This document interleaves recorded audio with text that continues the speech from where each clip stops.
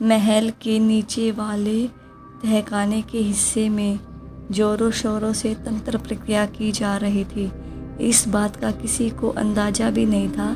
जहाँ महल के ऊपर के हिस्से में खुशियों का माहौल था, तो वहीं नीचे के हिस्से में एक अलग ही मनहूसियत छाई हुई थी। इस तंत्र प्रक्रिया ने सोई हुई कई अतृप्त आत्माओं को जगा दिया था, जिनकी कुल की वृद्धि के नाम पर बलि दी गई थी।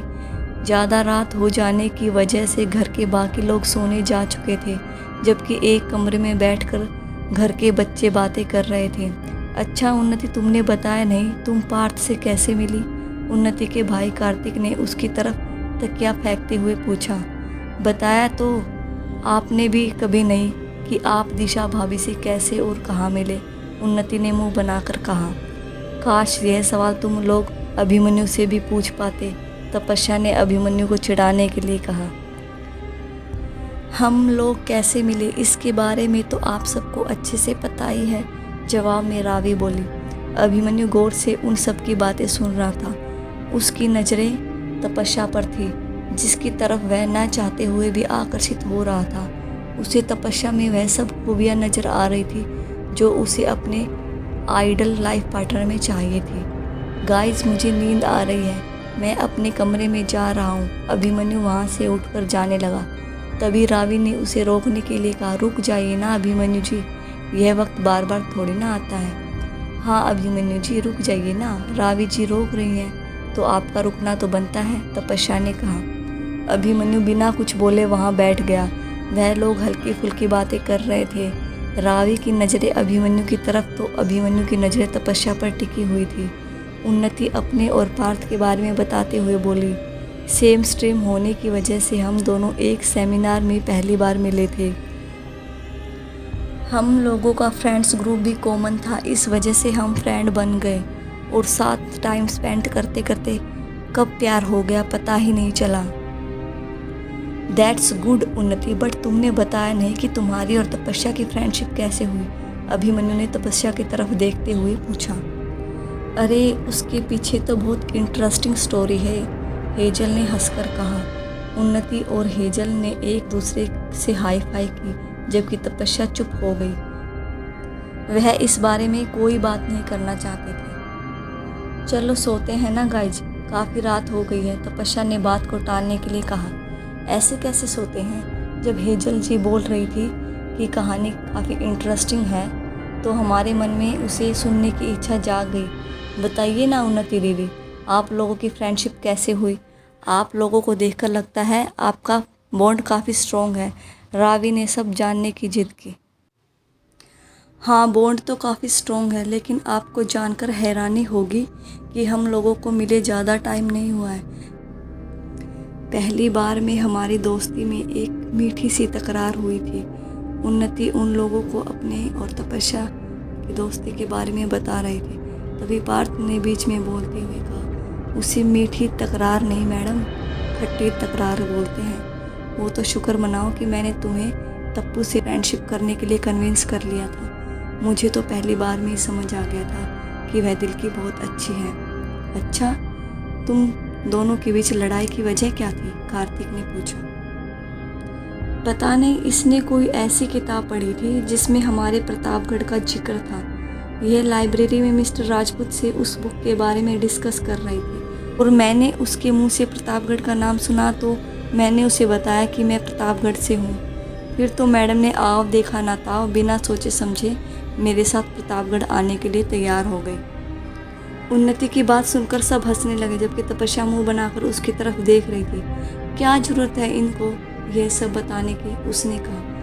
पहली बार में तो मुझे इस पर गुस्सा बहुत आया था कि बिना सोचे समझे और जान पहचान के ये मेरे साथ प्रतापगढ़ आने के लिए तैयार कैसे हो सकती है। लेकिन अगले दिन आकर जब इसने सॉरी कहा और पार्थ ने मुझे समझाया तो हम दोनों की दोस्ती हो गई। मैं और तप्पू बचपन से फ्रेंड्स हैं। जब तपस्या और उन्नति की फ्रेंडशिप हुई तो हम तीनों का बॉन्ड स्ट्रॉन्ग हो गया, हेजल ने उसकी बात को पूरा करते हुए कहा। अच्छा तपस्या, उस बुक में क्या था जिसे पढ़ने के बाद तुम प्रतापगढ़ आना था? अभिमन्यु ने पूछा। कुछ भी नहीं था, तपस्या ने बात को टाल दिया। ठीक है, आपको नहीं बताना तो मत बताइए, रात के 2 बज रहे हैं, अब हम लोगों को सो जाना चाहिए। अगर घर में बड़े ने देख लिया तो अच्छी खासी डांट पड़ जाएगी, कार्तिक ने कहा। सब ने उसकी बात पर हामी भरी और अपने अपने कमरे में सोने चले गए। अभिमन्यु के मन में तपस्या के साथ उस किताब से जुड़ी बातें भी मन में अटक गई थी, तो वही तपस्या को भी अब किताब और राजकुमारी तपस्या से जुड़ी बातें याद आने लगी थी। तपस्या अपने कमरे में आई और सोने की कोशिश करने लगी, लेकिन बार बार उसके चेहरे के सामने राजकुमारी तपस्या और उस किताब का कवर पेज घूमे जा रहा था। क्या मैं यहाँ किसी से पूछूं कि राजकुमारी तपस्या कौन थी? इस टाउन में सिर्फ यही एक राजमहल बना है। अगर उस बुक में लिखी कहानी सच्ची थी तो क्या इस महल में उनकी बलि दी गई थी? उस किताब के हिसाब से इस घर की पहली बहू की बलि दी जाती है, लेकिन उर्मिला आंटी, जानकी आंटी और साक्षी भाभी, यह तो अपने अपने हस्बैंड की फर्स्ट वाइफ हैं। फिर ये कैसे पॉसिबल है?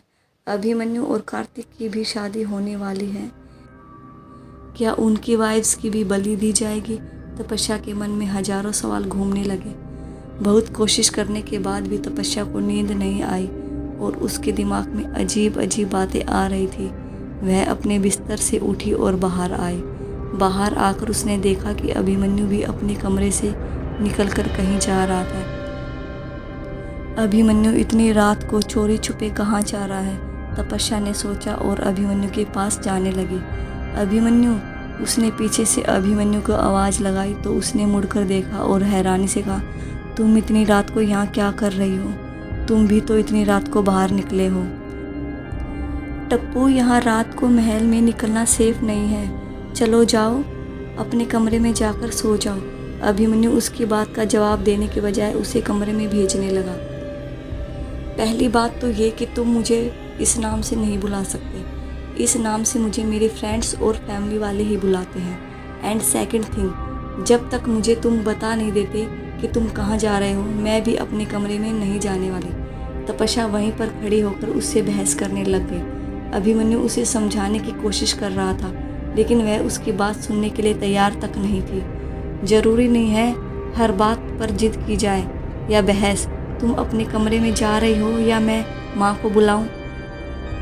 वह दोनों वहाँ खड़े होकर एक दूसरे से बहस कर रहे थे।